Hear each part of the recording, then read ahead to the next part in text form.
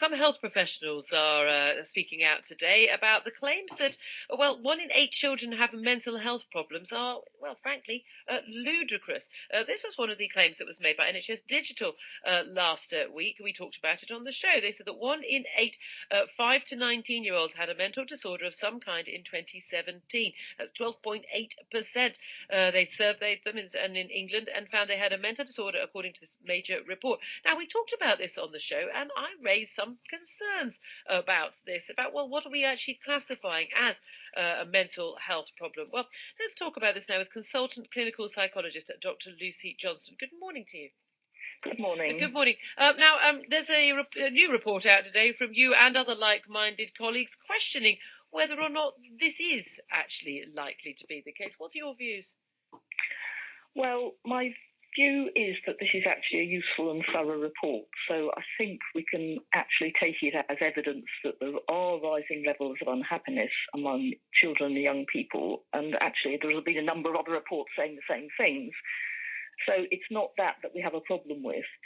What we have a problem with, and this is not just me, it's a growing number of psychologists and some psychiatrists, is the idea that it makes sense to describe this unhappiness, very real, very distressing, as a mental illness of some sort.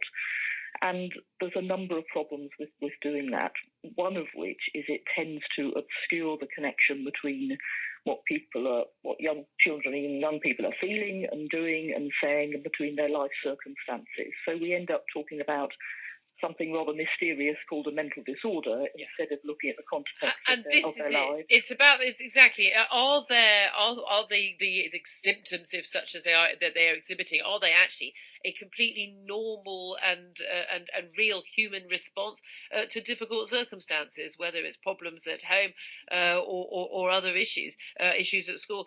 This is the thing. I've been very concerned for some time about sort of the over medicalising of this. Once you say it's a disorder, once you say it's mental health, often that does start the pill popping, as opposed to perhaps trying to deal with the circumstances that have brought about those feelings. Well, I very much agree with you, and actually there's a growing number of people saying small backgrounds, and also some people who've been through services themselves who are saying it wasn't helpful to be told I had a mental illness, and actually that distracted from looking at things going on in my life. And we have a huge amount of evidence that people who end up in services have very difficult things happening to them in the past and present, loss, bereavement, trauma, abuse, poverty, discrimination, and so on. So I think there is a real problem in applying these labels, and it's not commonly realised that it's been publicly admitted that these are not scientifically valid labels. The very people who draw them up are saying that, which is quite an interesting change. And this is a big issue, isn't it? Because an awful lot of what we're now labelling as having people having a mental health problem in terms of depression and anxiety, a lot of that, I mean, at the extreme end, absolutely, these are mental health problems that need proper clinical care, maybe also some sort of medication of some sort, and we'll all know people, our loved ones who are in that situation.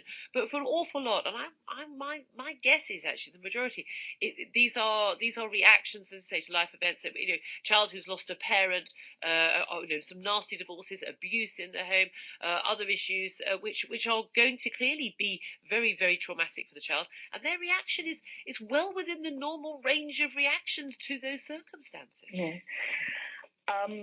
I agree with you, and I also would take it further. I and other people, I think, would argue, and there's a good deal of evidence to support this, that actually even the things we call more extreme forms of so-called mental illness are ultimately understandable responses to life circumstances.